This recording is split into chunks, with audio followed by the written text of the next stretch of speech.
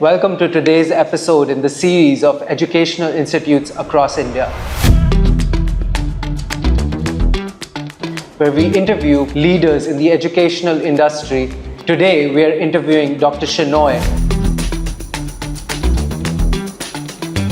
From coding at Infosys to managing teams in ANZ and Thomson Reuters to risk management at Barclays, who has had a decade-long experience in the educational industry in India. And here today we have him as the Vice Chancellor at GD Goenka University. His journey has been nothing short of fascinating so far. Thank you, Dr. Shenoy, for joining us today. Thank you, Rishabh.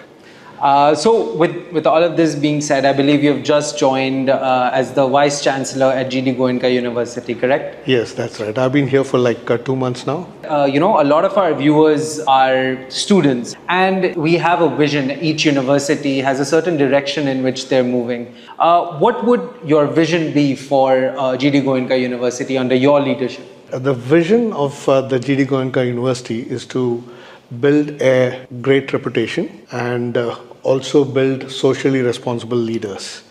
Now, in a university, there are two types of stakeholders. One is a student, other one is a faculty member. What the university is doing, what GD Goenka University is doing, is trying to facilitate collaboration between the student and the faculty member. So that way, as a university, these people, these stakeholders co-create knowledge. That's the reason, that's the purpose why GD Goenka exists. Everyone's wondering about placements. So as sir, you would know that any parent or any student before choosing a college, one of the major things that they consider is placements and what kind of support they'd get, what kind of jobs they'd get, what kind of ROI they're looking at. So at GD Goenka, what would you say the placement landscape looks like when we talk, placements across disciplines and across different faculties? Right. So placement has always been on the student's mind, and it's on our mind as well.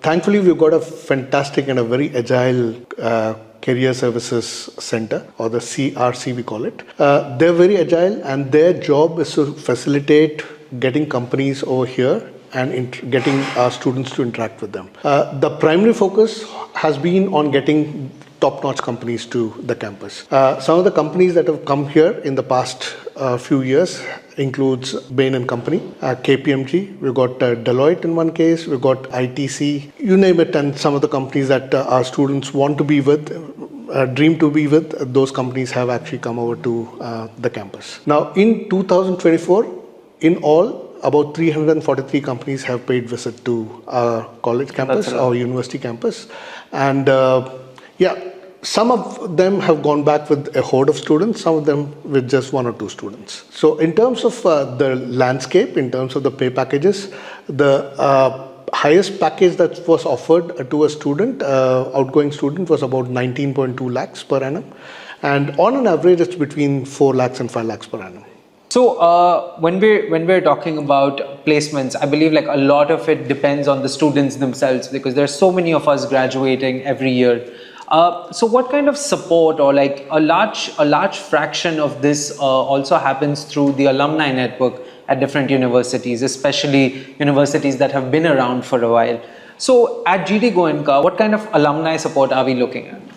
Right. See, you must know that GD Goenka University is a 12-year-old university. So that means that we've got about 9,000 odd alumni. And being a 12-year-old university means that right now, these 12,000 odd, a good proportion of these 12,000 students be in the senior management or in the upper middle management levels. And these are the people that are actually looking for resources to hire for their teams. Correct. So we've got a fantastic alumni network, and the CRC is always in touch with them. What they do is they get some of our known alumni to the campus to participate in some of the lectures, special lectures, and the students interact with them. We also come to know what kind of people they're going to be hiring in the next 1 or 2 years. That helps our CRC and also our deans to prepare our students for the future and keep those students ready. So you have a feedback loop going on wherein you bridge the gap that exists between academia and the industry. That's right. So we also use our alumni as a sounding board. So when our alumni come here, we ask them about how our students, obviously they've taken some of our students as part of our campus placements. So we ask our alumni how our students are performing. And if there are any gaps, the alumni, they are the best people for us, right? So they are the ones who are very upfront, and they come and tell us there are some gaps in some of the students. It may be a curricular gap or it may be a skill gap. So we look at both. We take that feedback very positively and include that as part of our curriculum. So that's the feedback loop that we are talking about. Wonderful. So also something that I've read online quite a bit is there's a lot of appreciation given to your faculties, and I believe that it's been a while since you've been here and you must have gotten to interact with a lot of these. So what kind of mechanisms are in place to make sure that the faculties are giving the students the best support that's there? Right. See, this feedback mechanism between the faculty and the student, that's a standard process in almost every school. Yeah. So every course has a set of assessments. So if it's like we follow what's called a N+1 feedback system, what that means is if there is a 2-credit course, we have a 3 types of assessment that is carried out as part of the course. The assessment can be in form of quizzes, it can be in form of tests, it can be in form of puzzles, it can be in form of case studies, it can be anything. These are all well planned, and once the student takes the assessments, the faculty evaluates those and gives personal feedback to the students, and it's a continuous assessment. Because of that, the student's quality also improves. The output of the student is enhanced significantly. So with AI and automation kind of changing the job landscape everywhere, job descriptions are being rewritten everywhere, how are you ensuring that your curriculum keeps up with this disruption in the industry? And how are your faculties being equipped to deal with this kind of disruption in this space? So at GD Goenka University, we have a standard academic structure. We have the board of studies at the lowest level. This is headed and chaired by the dean of the school.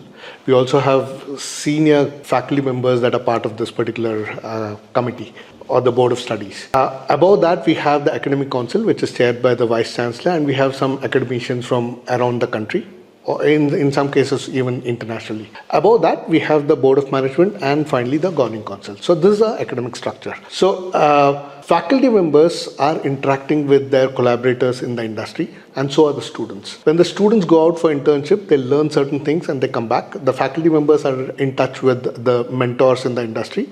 They ask them for any skill gaps, and based on that, feedback is discussed in the board of studies, and they come up with either a completely new defined course, or they make some changes to existing courses. That gets approved, and then it goes to the academic council, and finally it goes up there. And the academic council is the highest body for reviewing the curriculum. And once the academic council approves the curriculum, then that is set for the next batch of students. So that way our curriculum is always up to date. Now coming to AI is here to stay. We have several schools.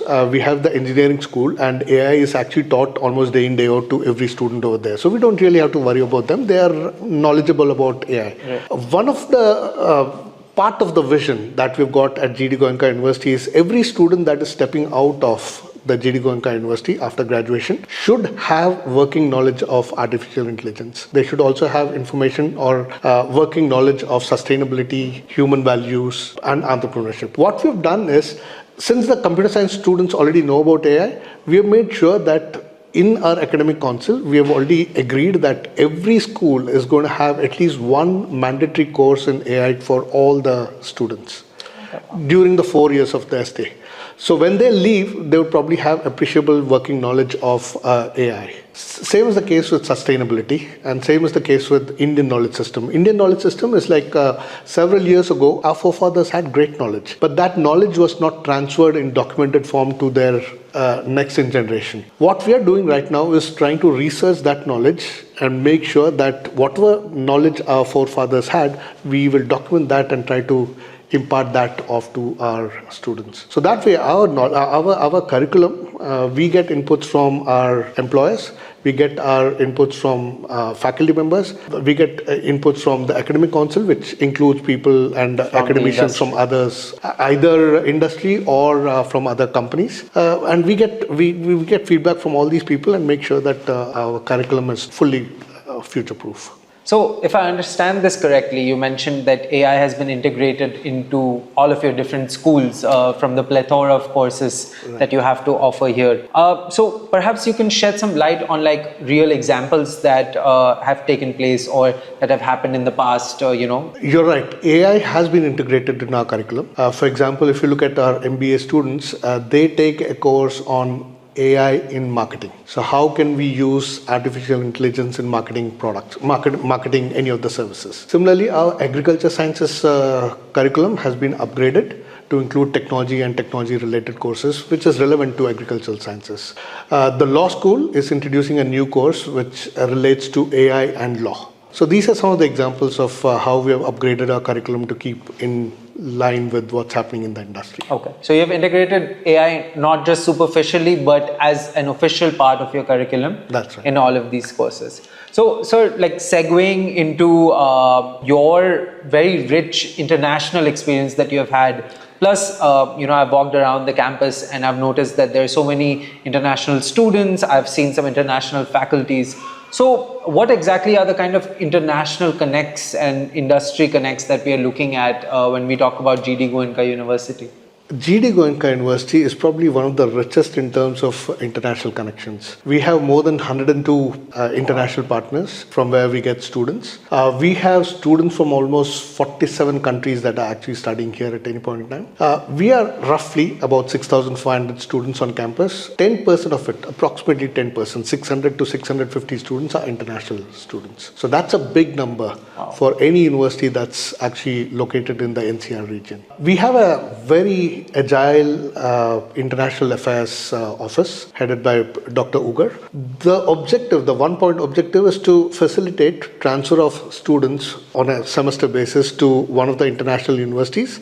At the same time, get some international students to study here at GD Goenka University. So we've been able to successfully do tie-ups with several universities, and many of our students have been able to get benefits out of this study abroad program, where a student goes to an international university, like for example the Memorial University in Canada, or for example the Politecnico Milano, which is a design school. Mm-hmm. Some of our students have been there for one semester. They study there, they clear the subjects, and they transfer the credits to GD Goenka University. Okay, so the credits are transferable as That's well. Right, and yeah. You mentioned there are 102 different partners that you have, and you have students from 47 countries. 47 countries and 650 of them. Approximately 650. Right. So that's a very rich mix of students, giving a lot of exposure to any incoming student. Yeah. Correct. So whether or not they choose to do a study exchange, which you have a lot of opportunities for. Yeah, we have an exchange program with these universities internationally.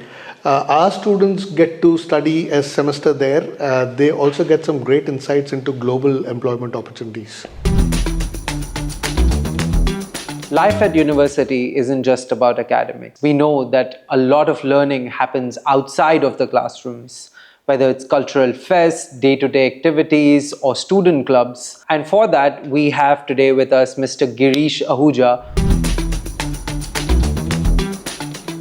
who's the Proctor and the Student Affairs Officer at GD Goenka University. Thank you for joining us, Mr. Girish Ahuja. If you could please shed some light on these aspects at GD Goenka University, that would be great. So life at GD Goenka is not just about academics, it's also beyond classroom. We have a student body called as Board of Student Activities, where we have different clubs and societies, where the students engage themselves as a part of those clubs and do activities which help them to excel and develop their skills. So we have 15 techno-cultural clubs, 17 sports club, and we do inter-university and intra-university events every Wednesday, which have been slotted as a part of the Board of Student Activities timetable. We also have sports facilities, which everyone can think of in terms of whatever sports comes to us. So we have a half Olympic size 25 meters swimming pool. We have a shooting range on the campus. The latest addition being pickleball and paddleball, apart from all other sports which we can think of. So students can engage themselves in all these facilities, use these facilities, and physically also they can develop themselves, become mentally strong and physically strong. So they can use these facilities. Sir, in addition to what you just mentioned, I would like to get to know more about like festivals that happen at GD Goenka University. where students get to engage with other folks, maybe with other university students. If you could tell us more about that. So, as far as annual fests and other fests are concerned, we have an annual fest which is held approximately in February or March every year. We call it as Acceleron's Phototopia and Idea. So, there are three aspects of it. One is cultural, one is sports, and one is based on entrepreneurship. So, we receive entries from across 100 colleges and universities in Delhi NCR, outside Delhi NCR, where students come and participate in these annual fests. They compete with each other and also develop their skills and carry award rewards and prizes as a part of this. Apart from this, we also have festivals which are being celebrated by student bodies, be it Diwali, Holi and other festivals that come up. So it is just not about studies, it is also about engaging the students in different activities and bringing them together, bonding them together through these festivities and activities. That being said, hostel life forms a core part of a lot of students' lives. They are cherished throughout their lives. So, what is the hostel facility at GD Goenka University like? So, I think GD Goenka has an amazing hostel facilities in terms of the facilities which are there as a part of the hostel. We have 4 sharing, triple sharing, 2 sharing and single sharing, fully air conditioned rooms with internet facility, with laundry facility. A big dining hall is there for the students to cater for their meals, and also a gym and a fitness center where outside the classroom hours in the evening, they can actually use these facilities to develop their strength and also be mentally and physically fit. Apart from this, there is a separate student body for the hostel which looks into the events that will be conducted for the hostlers in the evening once a week, and in that case they decide among themselves that what kind of activities they want to do, be it movie screening, be it watching an IPL together with popcorns and other things, and also maybe any activity which they feel can help them to rejuvenate themselves after their studies period is over. So you have mentioned all of this. I would like to understand, since this is always an iterative process, in the recent times, has there been any new initiative in this space of student welfare where you have taken any steps to address any ongoing issues, or something that you have done just in general of increasing student well-being at your university? We have developed a online student grievance mechanism, which was earlier not online, but now it has become fully operational, where students, if they have any kind of grievances, whether it is academic or fee or hostel related things, they can actually go to that portal and put up their grievance, which will escalate to their first level managers or coordinators at the school level. And if it is related to pertaining to a school, it will be forwarded to the concerned dean, who will take action on it. But if it is something which needs approval from higher authorities, maybe the registrar and pro-vice chancellor or vice chancellor sir, then it is escalated at the next level, and we have 5 to 7 working days within which we say that the resolution to the students would be provided. So that's the latest thing which we have developed. Earlier it was there, but it was on paper. Now we have made it fully online in that form. And we also have a very strong mentor-mentee setup where every student is assigned a faculty mentor from day one, and till the end they graduate or post-graduate, the faculty mentor is there apart from the teachers to guide him or her on the journey at GD Goenka University. Sir, every university has certain strengths and certain areas of improvement, and I'm sure GD Goenka must have as well. So I would like to hear from you, what do you think your strengths are, and perhaps what are some areas that you're still working on or you're still improving? See, one of our greatest strengths is our ability to enhance the visibility and also the capabilities of our students. What we do is we encourage our students to participate in some of the competitions and events, where specifically we are looking at the participants from other top institutes like NITs and IITs. When our students compete with students of those top institutes, we can find out what the gaps in our curriculum is, because of which either a student is performing slightly lowly or on par with the other institutes. So we use this particular input also to enhance our curriculum, specifically in the skill gap areas. Another focus area for us is entrepreneurship, and that we believe is the strength of ours. We have 2 centers for entrepreneurship. What these centers do is they help a student come up with a business plan of an idea that they want to implement. They mentor those students in the sectors that they've got some strengths in. And if need be, they can also get in touch with some of the mentors from the industry and make sure that their ideas can either be validated, verified, and then into the incubation stage and finally into a company stage. So that's probably our second strength. Our strength or a unique proposition in this case is our interdisciplinary project. Our students in the second year have to take up a project in an area which they're not majoring in. That allows, so for example, if I'm from law, I will have to take a project possibly in engineering. Right. And that way, I understand law, I also understand engineering. Some aspects. So that's something that is also unique to our university. The law school has established a conflict resolution center, and we believe that is something unique to this region. Okay. What happens is we've got lots of people which are living in the vicinity of GD Goenka University. They approach university, specifically the law school, and we've got some certified arbitrators there. And when parties have legal disputes, our arbitrators or our faculty members actually help them address those concerns, right? And that's accepted by the legal department. Our physiotherapy department is also into experiential learning. So they send out their students to several camps, health camps, and most of the people which belong to villages in and around Gurgaon, they explore and exploit our services and get their health concerns addressed. So in general, these are our strengths. Now, first is our focus on entrepreneurship, our interdisciplinary project, our experiential learning component, the fact that we are enhancing the capabilities of our student and also their visibility by ensuring they participate in competitions, and also our grooming of students towards service orientation. So these are our strengths.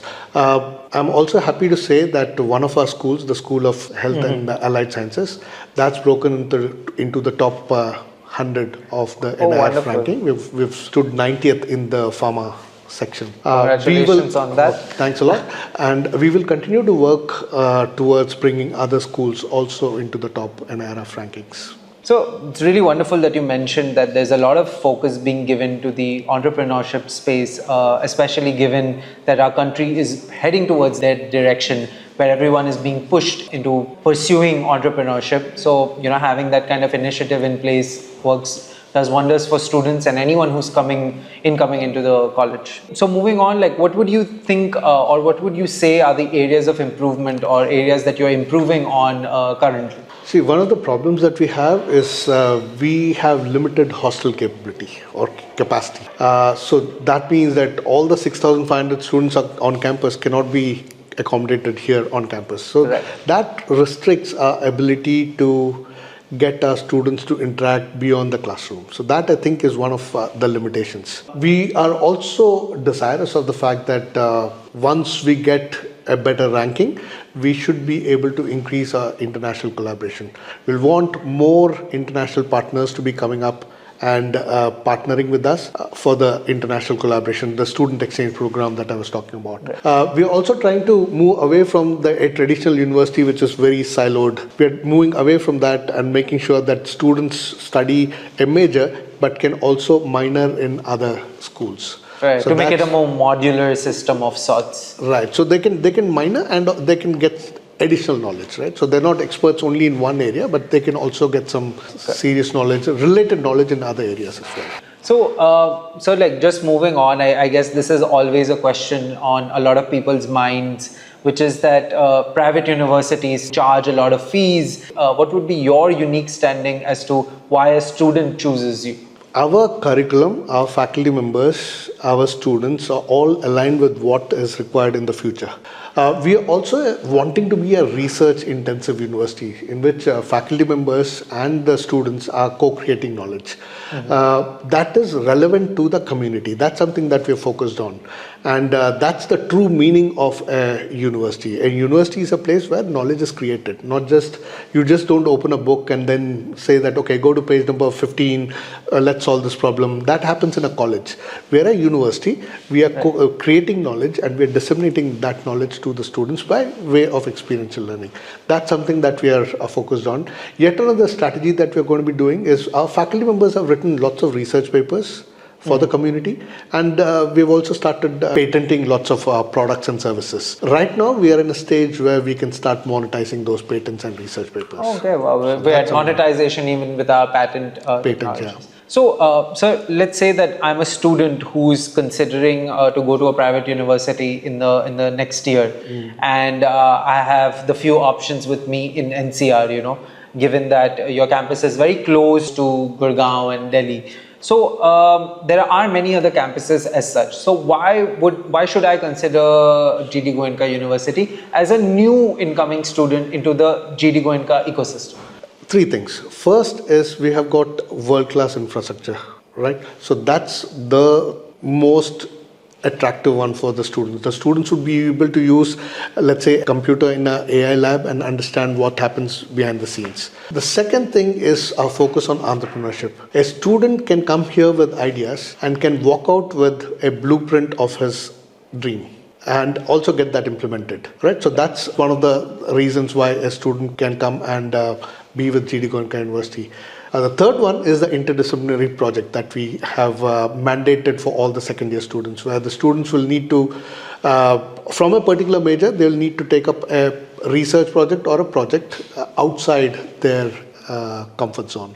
So I think GD Goenka is a place where your dreams can come true. And I sincerely believe that irrespective of the domain that you're going to be studying, it's important that you look for a university that is going to support you in becoming what you want to be in future. So if you look at the World Economic Forum, which every year conducts this conclaves, the World Economic Forum comes up with a list of skills that are required for the future. I'll tell you what the top three things are. The first one is analytical skills, where students are asked to not just look at numbers, but derive or decipher the meaning behind the numbers and then help make decisions. The second one is resilience. Resilience means that obviously there are lots of disruptions that we see in the world. But if we encounter a disruption, it doesn't mean that we have to brood and sit with our head in our hands. We have to bounce back. That's called resilience. And the third is flexibility. What we impart to our students includes all these things. We make sure that our students are analytically very strong. We make sure that the students' behavior is very resilient. What that means is if they encounter disruption, they will bounce back, and we are pretty confident that they will bounce back.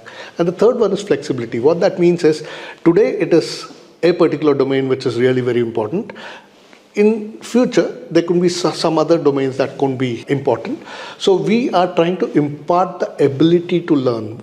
That means that a student will be able to acquire any kind of skills in future as well, having studied in GD Goenka University. So this is one of the trademarks that we've got.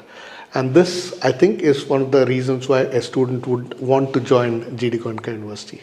Thank you. All right. Thank you so much. All right, folks. So that was Dr. Dinesh Shenoy, Vice Chancellor at GD Goenka University. We had a lovely talk with him and a lovely tour of the campus, which you can also see on our channel. And hope you had a lot of takeaways from this video. Thank you so much for joining us, and stay tuned for our next videos. Thank you.